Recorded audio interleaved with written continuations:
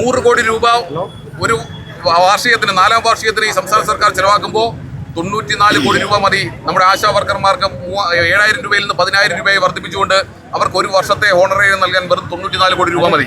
ഇവിടെ എല്ലാ അർത്ഥത്തിലും ഈ സർക്കാരിൻ്റെ വാർഷികം ആഘോഷിക്കുമ്പോൾ ഇന്നിപ്പോൾ സിയാലിൽ ഇന്റർനാഷണൽ എയർപോർട്ടിൻ്റെ ഓഡിറ്റോറിയത്തിൽ വെച്ചാണ് മുഖ്യമന്ത്രി കേക്ക് മുറിച്ച് 4ാം വാർഷികം ആഘോഷിച്ചത്. ആ കേക്ക് മുറിക്കുമ്പോൾ നാം ഇന്ന് രാവിലെ പത്രമെടുക്കുമ്പോൾ മന്ത്രിസഭയുടെ 4ാം വാർഷിക ദിനത്തിൽ രാവിലെ പത്രമെടുക്കുമ്പോൾ കാണുന്നത് പുതുതായി പണിഞ്ഞുകൊണ്ടിരുന്ന നാഷണൽ ഹൈവേയുടെ ഒരു ഭാഗം ഇടിഞ്ഞു താണു എന്നാണ്. ഏകദേശം 50 മീറ്ററോളം വരുന്ന പ്രദേശം, 50 മീറ്റർ ഉയരത്തിലുണ്ടായിരുന്ന പ്രദേശമാണ് ഇടിഞ്ഞു താണിട്ടുള്ളത്. അപ്പോൾ ഇന്ന് അതുമായി ബന്ധപ്പെട്ട് പ്രതിപക്ഷ നേതാവ് ഉൾപ്പെടെയുള്ളവർ മാധ്യമങ്ങളെ കണ്ടിരുന്നു. ഈ സംസ്ഥാനത്ത് ധൃതി പിടിച്ച് അടുത്ത തെരഞ്ഞെടുപ്പ് ലാക്കാക്കി ഇത്തരത്തിലുള്ള പദ്ധതികളുമായി മുന്നോട്ട് പോകുമ്പോൾ ഇതിൻ്റെ ഗുണനിലവാരത്തെക്കുറിച്ച് സംശയമുള്ളതുകൊണ്ടുകൂടിയാണ് പ്രതിപക്ഷ നേതാക്കൾ ഇന്ന് ആ വിഷയവുമായി രംഗത്ത് വന്നിട്ടുള്ളത്. മാത്രമല്ല, കഴിഞ്ഞ ദിവസമാണ് നമ്മുടെ ഒരു ദളിത് സഹോദരി ഒരു വീട്ടിൽ ഉപജീവനം നടത്താൻ വേണ്ടി മാത്രം ഒരു വീട്ടുജോലിക്ക് നിന്ന ഒരു സഹോദരി, ആ സഹോദരിക്കുണ്ടായ ദുരനുഭവം നമ്മൾ കണ്ടു. ആ വീട്ടിലെ ഒരു മാല കാണുവാനില്ല എന്നതിൻ്റെ പേരിൽ മാത്രം കേട്ട പാതി കേൾക്കാത്ത പാതി പേരൂർക്കട പോലീസ് ആ ദളിത് യുവതിയെ കസ്റ്റഡിയിലെടുക്കുകയും ഏകദേശം 11 മണിക്കൂറോളം ജലപാനീയങ്ങൾ നൽകാതെ അവരെ പീഡിപ്പിച്ചതും നമ്മൾ കണ്ടു. അവരെ സംബന്ധിച്ച് ആ മാല തിരിച്ചു കിട്ടിയ ശേഷവും ആ പോലീസ് ഒരു മാപ്പ് പറയാനോ ഒരു ക്ഷമ പറയാനോ പോലും തയ്യാറാകാതെ അവരുടെ സ്ത്രീത്വത്തെ അപമാനിക്കത്തക്ക രീതിയിൽ പിന്നാക്ക വിഭാഗത്തിൽപ്പെട്ട ആ സ്ത്രീയോട് കാണിച്ചിട്ടുള്ള അനീതി അത് നമ്മൾ കണ്ടതാണ്. കഴിഞ്ഞ 3-ാം തീയതി തന്നെ ആ വിഷയവുമായി ബന്ധപ്പെട്ട് മുഖ്യമന്ത്രിയുടെ ഓഫീസിൽ പോയി മുഖ്യമന്ത്രിയുടെ പൊളിറ്റിക്കൽ സെക്രട്ടറി പി ശശിക്ക് പരാതി നൽകിയെങ്കിലും അനങ്ങാപ്പാറ നയമാണ് സർക്കാരിൻ്റെ ഭാഗത്തുനിന്നുണ്ടായത്. ഏറ്റവും അവസാനം മാധ്യമങ്ങളിൽ ഇതുമായി ബന്ധപ്പെട്ട വാർത്ത വന്നതിന് ശേഷം മാത്രമാണ് അവിടുത്തെ പേരൂർക്കടയിലെ പോലീസ് സ്റ്റേഷനിലെ SHOയെ സസ്പെൻഡ് ചെയ്യുവാൻ സർക്കാർ തയ്യാറായിട്ടുള്ളത്.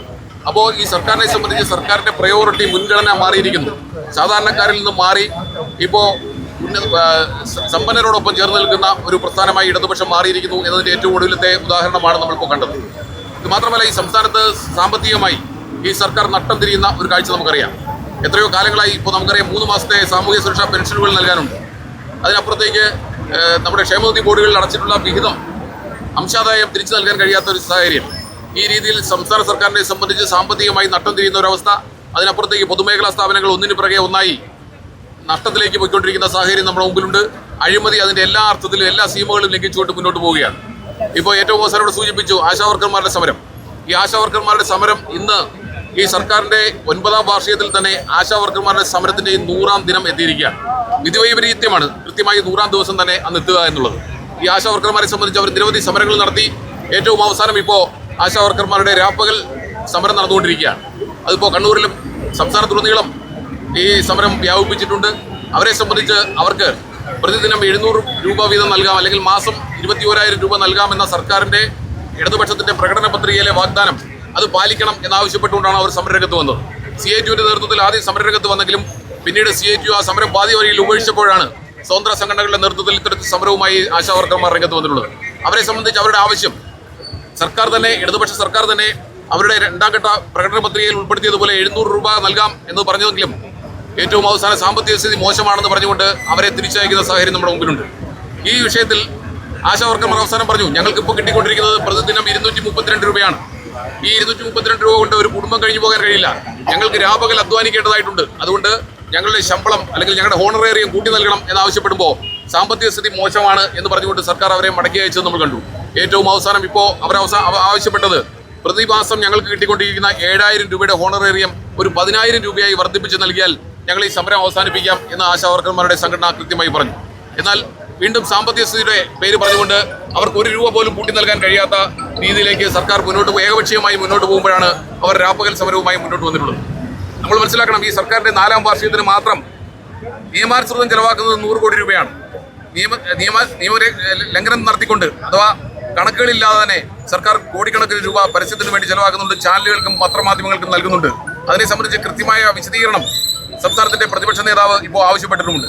അപ്പോൾ 100 കോടി രൂപ ഒരു വാർഷികത്തിന് 4ാം വാർഷികത്തിന് ഈ സംസ്ഥാന സർക്കാർ ചെലവാക്കുമ്പോൾ 94 കോടി രൂപ മതി നമ്മുടെ ആശാ വർക്കർമാർക്ക് 7,000 രൂപയിൽ നിന്ന് 10,000 രൂപയായി വർദ്ധിപ്പിച്ചുകൊണ്ട് അവർക്ക് ഒരു വർഷത്തെ ഹോണറേറിയം നൽകാൻ വെറും 94 കോടി രൂപ മതി.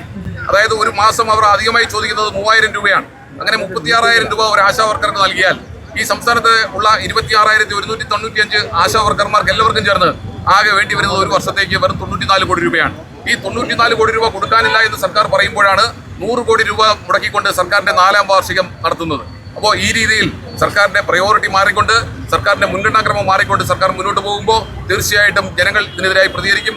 ആ പ്രതികരണത്തിന്റെ ഭാഗമായിട്ടാണ് സംസ്ഥാനത്തുടനീളം ഇത്തരത്തിൽ UDF-ന്റെ നേതൃത്വത്തിൽ ഇന്ന് കരിദിനം ആചരിക്കുന്നത്. ആ കരിദിനം ആചരിക്കുന്നതിന്റെ ഭാഗമായി പത്തനാപുരം UDF നിയോജകമണ്ഡലം കമ്മിറ്റിയുടെ നേതൃത്വത്തിൽ നടത്തിയ ഈ പ്രകടനത്തിലും കരിദിനം ആചരിച്ചുകൊണ്ടുള്ള നടത്തിയ പ്രകടനത്തിലും ഈ യോഗത്തിലും പങ്കെടുത്ത മുഴുവൻ ആളുകളെയും അഭിവാദ്യം ചെയ്തുകൊണ്ട് ഔപചാരികതയുടെ പേരിൽ ഈ ചടങ്ങ് ഉദ്ഘാടനം ചെയ്തുകൊണ്ട് ഞാൻ നിർത്തട്ടെ. നന്ദി, നമസ്കാരം. ജയ് UDF.